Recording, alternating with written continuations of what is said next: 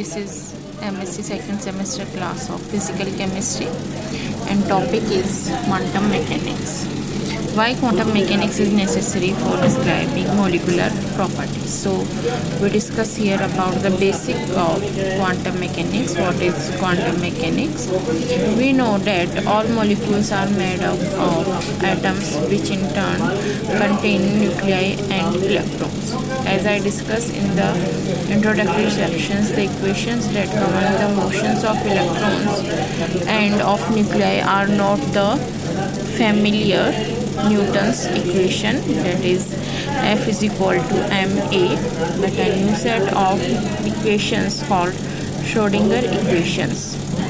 When scientists first studied the behavior of electrons and nuclei, they tried to interpret their experimental findings in terms of classical Newtonian motions, but such attempts eventually failed.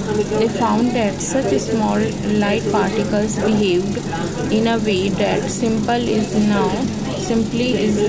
not consistent with the Newton's equation. So, some of the experiments data that gave rise to these paradoxes and shows you how the scientists of those early times then used these data to suggest new equations that these particles might obey. I want to stress that the Schrodinger equation was not derived by but postulates by these scientists. In fact, to date, no one has been able to derive the Schrodinger equation.